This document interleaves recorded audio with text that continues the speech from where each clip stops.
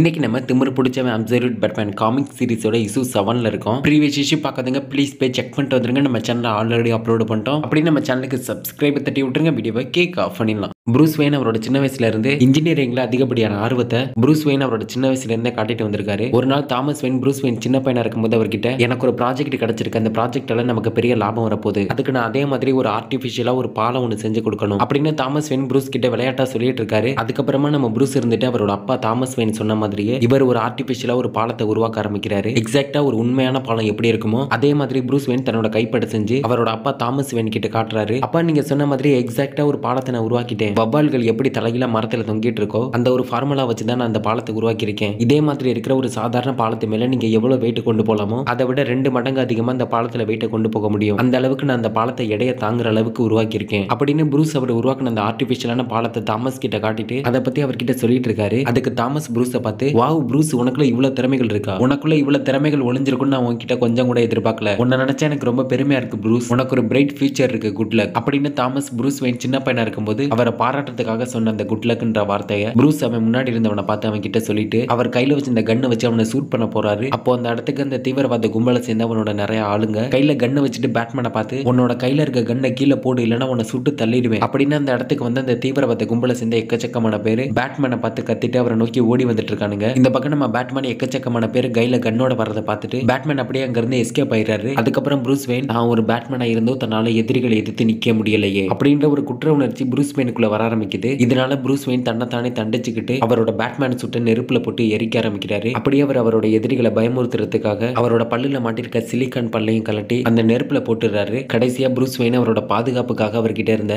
கன்னை எடுத்து அந்த நெருப்புல தூக்கி போட்டுறாரு. அதுக்கப்புறமா நம்ம ப்ரூஸ் எல்லாரையும் மாதிரி ஒரு சாதாரண வாழ்க்கையை வாழ ஆரம்பிக்கிறாரு. அப்படியே ப்ரூஸோட வாழ்க்கையில ஒரு சில நாட்கள் கடந்து போகுது. ஆனா ப்ரூஸ்குள்ள ஒரு கேள்வி எப்போதுமே இருந்துட்டே இருக்கு. நான் பேட்மேனா இருந்தும் ஏன் என்னால அவங்களை எதிர்த்து நிக்க முடியல, நான் இன்னும் அவங்கள விட சக்தி வாய்ந்தவனா மாறணும், அதுக்கு நான் என்ன பண்ணணும் அப்படின்னு ப்ரூஸ் நெட்ல சர்ச் பண்ணி பாக்குறாரு. மணிக்கணக்கா ஜிம்ல இருந்து ஒர்க் அவுட் பண்ண ஆரம்பிக்கிறாரு. அவரோட பழைய பேட்மேன் சூட்டை அவரோட கையால எரிச்சிட்ட அப்புறம் ஒரு புது சக்தி வாய்ந்த பேட்மேன் சூட்டை ப்ரூஸ் வெயின் உருவாக்க ஆரம்பிக்கிறாரு. அதுக்கப்புறம் ப்ரூஸ் வெயின் காத்தம்ல நடக்கிற குற்றங்கள்லாம் எங்க நடக்குது அப்படின்னு ரிசர்ச் பண்ணி பாக்குறப்போ காத்தம்குள்ள அதிகப்படியான ட்ரக்ஸும் காத்தம்ல இருக்க தீவிரவாத கும்பலுக்கு கன்ஸும் பணமும் காத்தம்ல இருக்க ஹார்பர் வழியா தான் காத்தம்குள்ள வர ஆரம்பிக்குது அப்படின்னு தெரிஞ்சுக்கிட்டதும் ப்ரூஸ் அவரோட புது பேட்மேன் சூட்டை எடுத்துட்டு காத்தமோட ஹார்பருக்கு கிளம்புறாரு. ஹார்பருக்கு வந்ததும் ப்ரூஸ் இந்த பக்கம் மறைஞ்சிருந்து ஒரு கண்டெய்னர் மேல ஏறி நின்று மறைஞ்சிருந்து ஒரு பைனாக்குலர் வழியா அங்க ஹார்பர்ல என்ன நடக்குதுன்னு பார்த்துட்டு இருக்காரு. ப்ரூஸ் நினைச்ச மாதிரியே அந்த ஹார்பர்ல ஒரு போட்டு வழியா ஏகப்பட்ட இல்லீகலான பாக்ஸ் எல்லாம் காத்தம் சிட்டியோட ஹார்பருக்கு வருது. அங்க ஏகப்பட்ட அந்த தீவிரவாத கும்பலை சேர்ந்தவங்க இருந்துட்டு அந்த பாக்ஸ் எல்லாத்தையும் இல்லீகலா தனியா ஒரு கண்டெய்னர்ல ஏத்திட்டு இருக்காங்க. இது எல்லாத்தையும் நம்ம ப்ரூஸ் மறைஞ்சிருந்து பார்த்துட்டு இருக்காரு. அப்படியே ப்ரூஸ் அவங்களுக்குள்ள இல்லீகலா ட்ரக்ஸ் கைமாத்திக்கிறதையும் கவனிக்கிறாரு.